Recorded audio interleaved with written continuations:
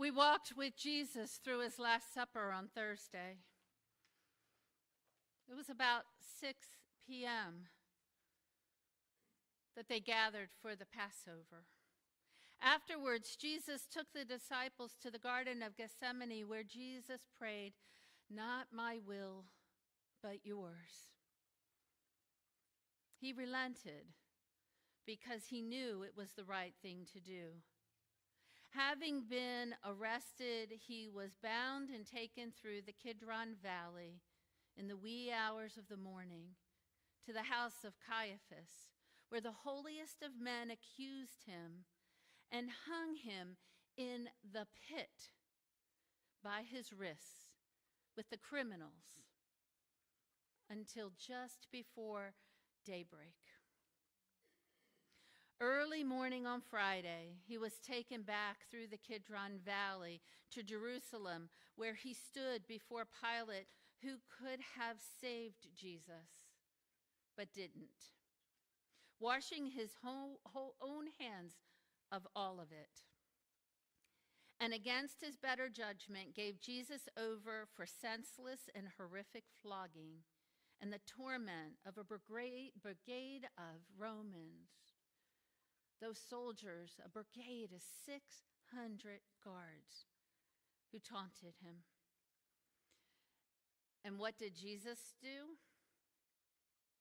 With dignity and in silence, he endured the pain, not counting the cost, and gave himself up so that we may be free.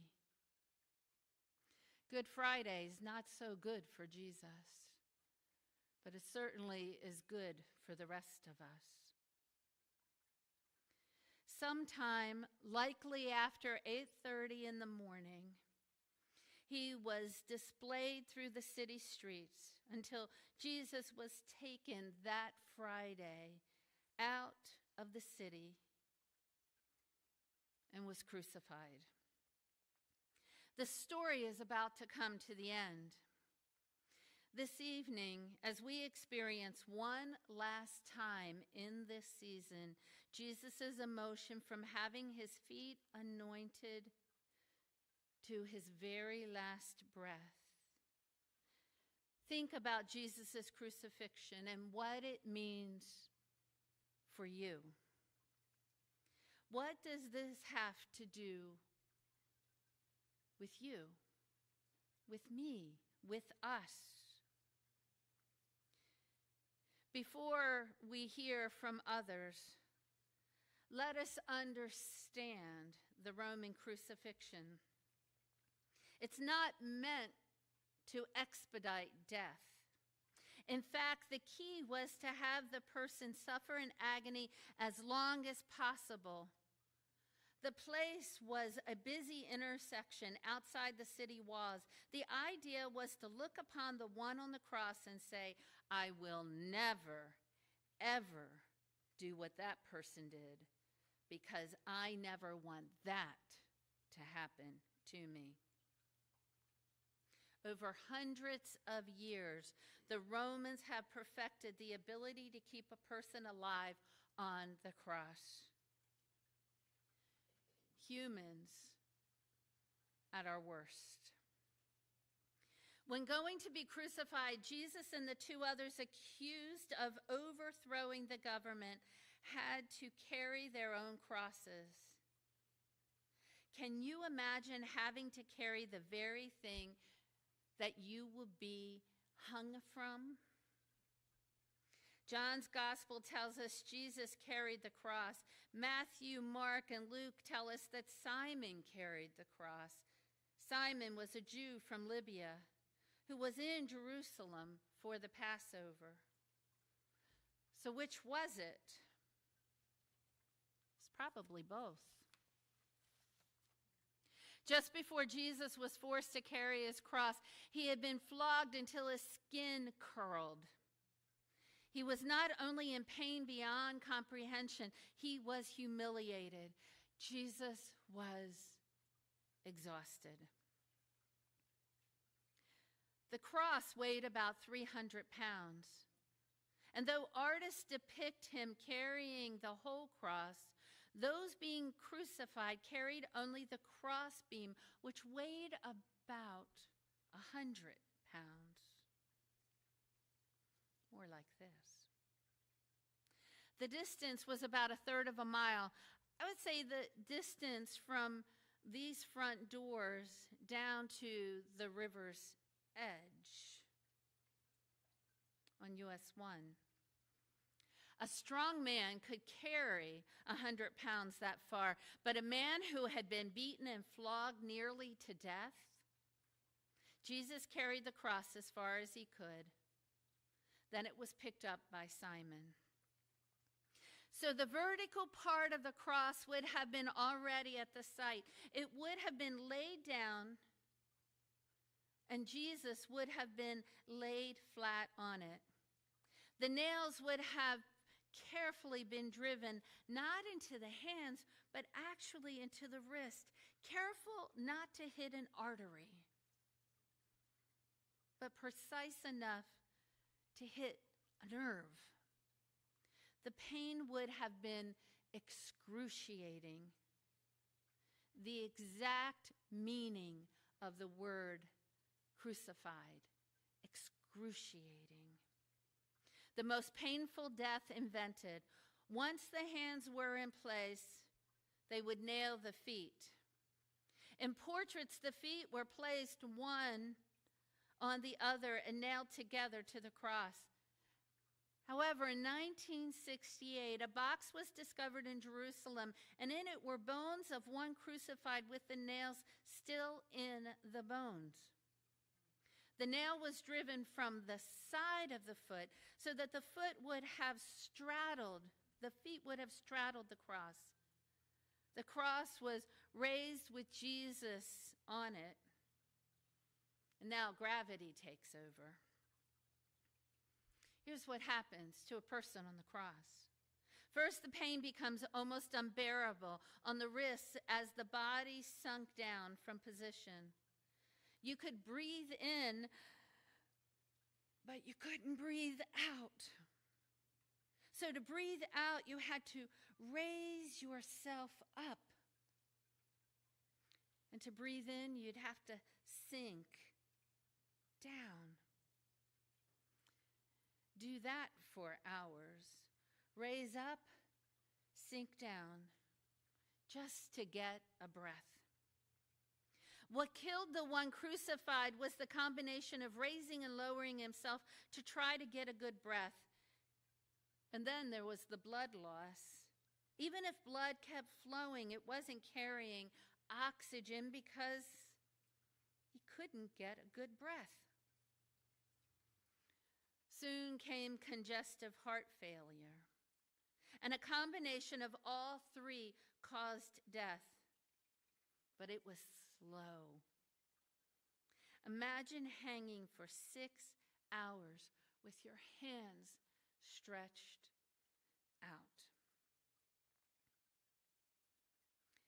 And there he was on the cross, the Savior of the world, saving the best of us, saving the worst of us, saving the clueless, saving the cruel, saving me,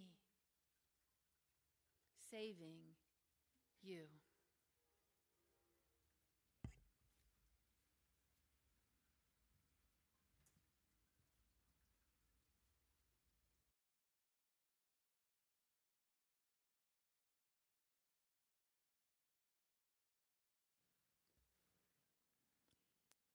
Hear of Jesus' betrayal in Matthew chapter 26, verses 6 through 26. While Jesus was in Bethany, in the home of Simon the leper, a woman came to him with an alabaster jar of very expensive perfume, which she poured on his head as he was reclining at the table. When the disciples saw this, they were indignant. "Why this waste?" they asked. "This perfume could have been sold at a very high price and the money given to the poor." Aware of this, Jesus said to them, "Why are you bothering this woman? She has done a beautiful thing for me. The poor you will always have with you, but you will not always have me. When she poured this perfume on my body, she did it to prepare me for burial. When she poured this perfume on my body, she did it to prepare me for burial. I tell you truly, wherever this gospel is preached throughout the world, what she has done will also be told in memory of her. Then one of the 12, the one called Judas Iscariot, went to the chief priests and asked, well, what are you willing to give me if I deliver him over to you? So they counted out for him 30 pieces of silver. From then on, Judas watched for an opportunity to hand him over.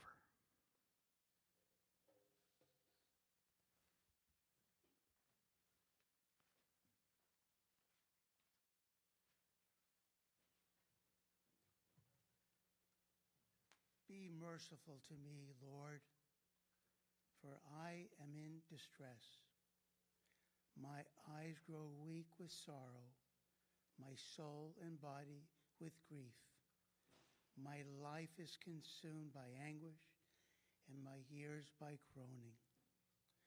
My strength fails because of my affliction, and my bones grow weak because of all my enemies. I am the utter contempt of my neighbors and the object of dread to my closest friends. Those who see me on the street flee from me.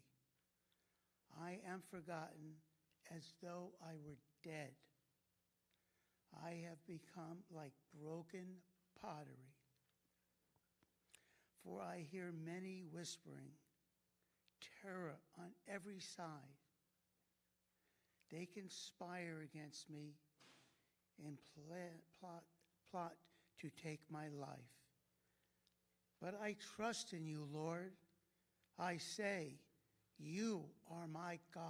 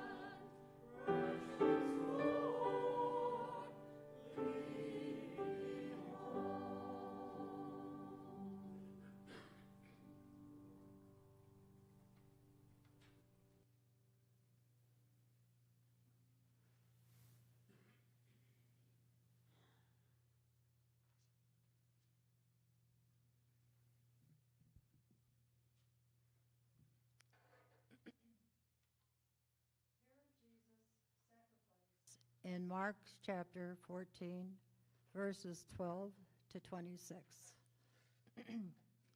On the first day of the festival of unleavened bread, when it was customary to sacrifice the Passover lamb, Jesus' disciples asked him, "Where do you want us to go and make preparations for you for the Passover?"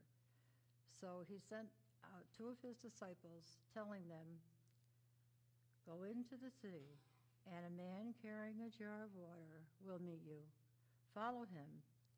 Say to the owner of the house he enters, the teacher asks, 'Where is my guest room, where I might eat the Passover with my disciples?' He will show you a large room upstairs, furnished and ready.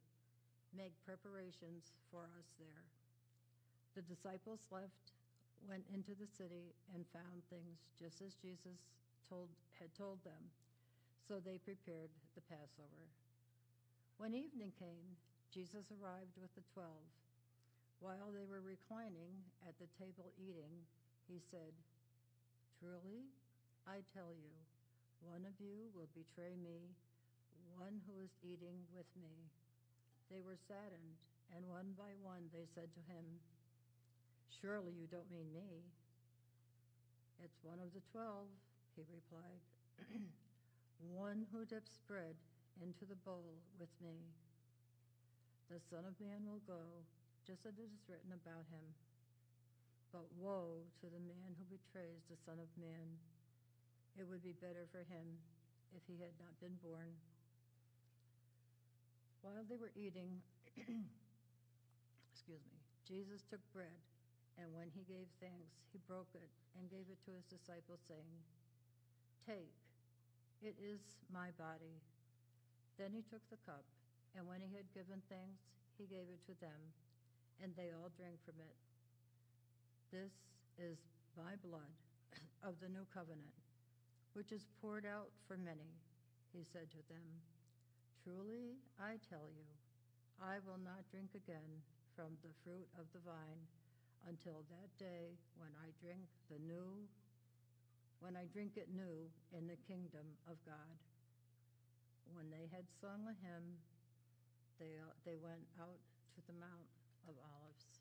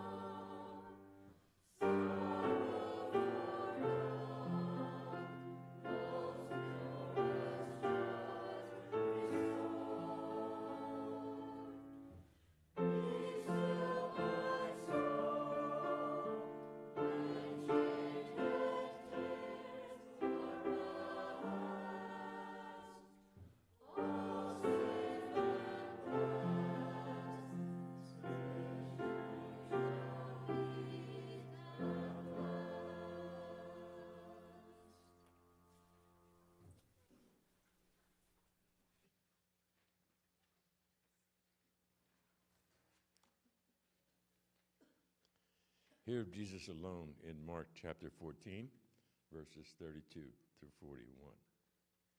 They went to a place called Gethsemane, and Jesus says to his disciples, "Sit here while I pray."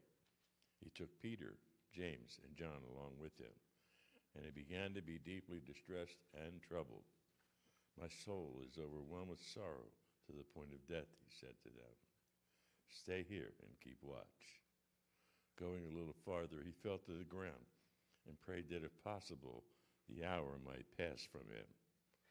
Abba, Father, he said, everything is possible for you. Take this cup from me. Not what I will, but what you will.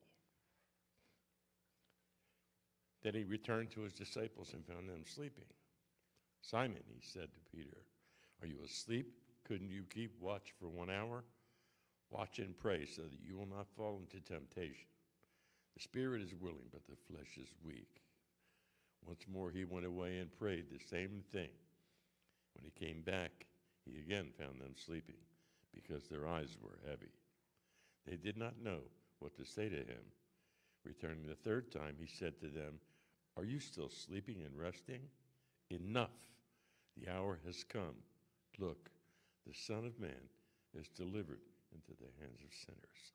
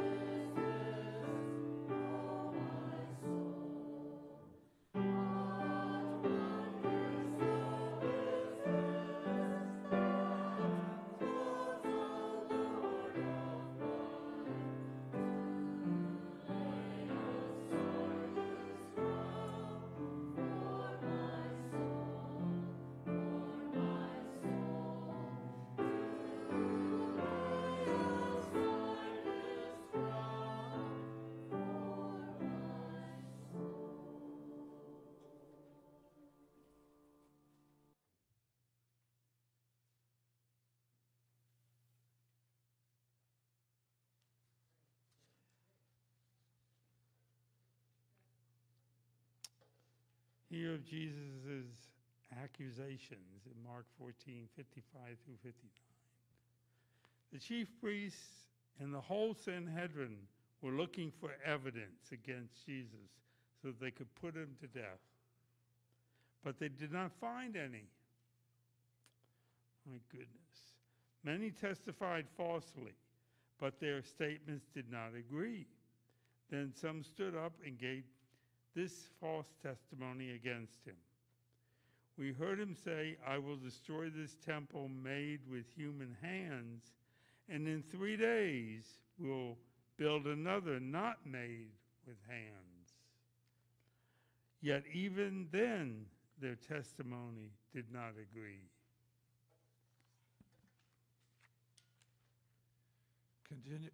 Continue hearing of Jesus' accusation in Mark chapter 15, verses 1 to 5. Very early in the morning, the chief priests, with the elders, the teachers of the law, and the whole Sanhedrin made their plans. So they bound Jesus, led him away, and handed him over to Pilate. Are you the king of the Jews? Asked Pilate. You have said so, Jesus replied. The chief priests accused him of many things. So again, Pilate asked him, aren't you going to answer? See how many things they are accusing you of? But Jesus still made no reply, and Pilate was amazed. Now it was a custom at the festival to release a prisoner whom the people requested. A man called Barabbas was in prison with the insurrectionists who had committed murder in the uprising. The crowd came up and asked Pilate to do for them what he usually did. "Do you want me to release you, the King of Jews?" asked Pilate. Knowing it was out of self-interest that the chief priests had handed Jesus over to him. But the chief priests stirred up the crowd to have Pilate release Barabbas instead. "What should I do, then, with the one you call the King of Jews?" Pilate answered them. "Crucify him," they shouted. "Why? What crime has he committed?" asked Pilate. But they shouted all the louder, "Crucify him." Wanting to satisfy the crowd, Pilate released Barabbas to them. He had Jesus flogged and handed him over to be crucified.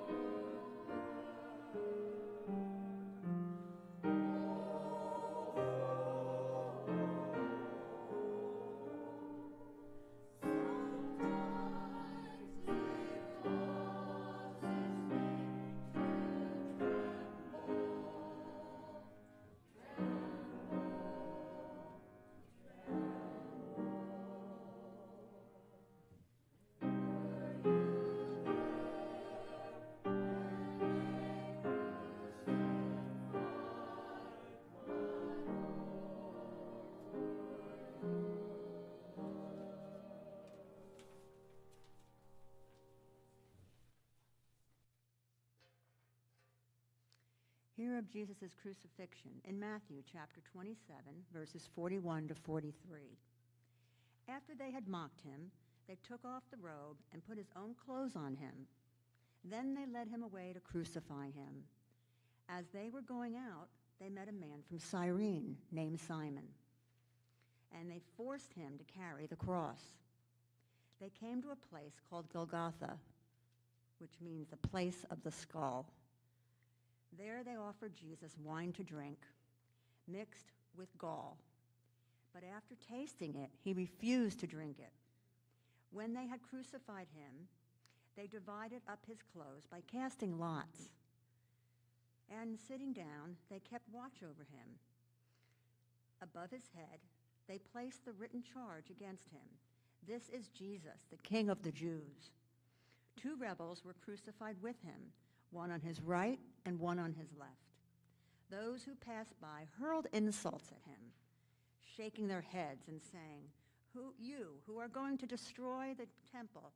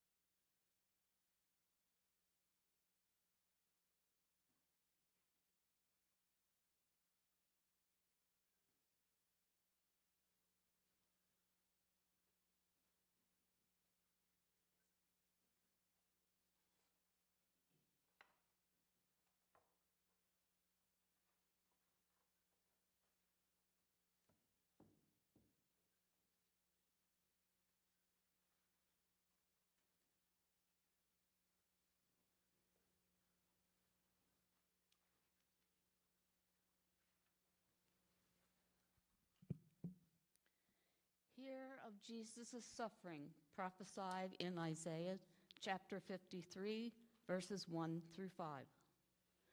Who has believed our message, and to whom has the arm of the Lord been revealed? He grew up before him like a tender shoot, and like a root out of dry ground.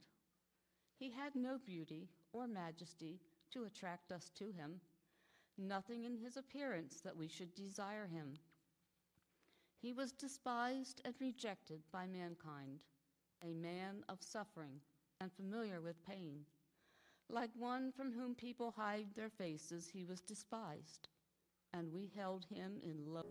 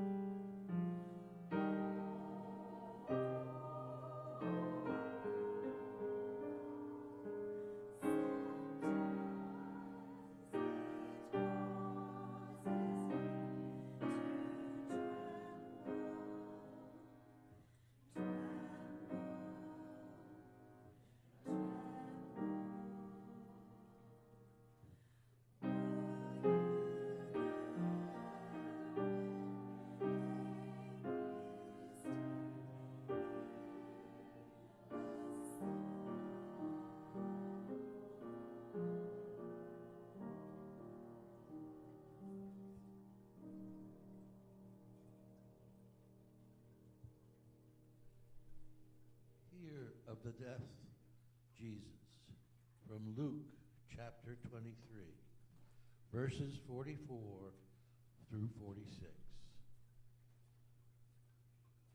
Now it was about noon, and darkness came over the whole land until 3 in the afternoon. For the sun stopped shining, and the curtain of the temple was torn in two. Jesus called out with a loud voice, "Father,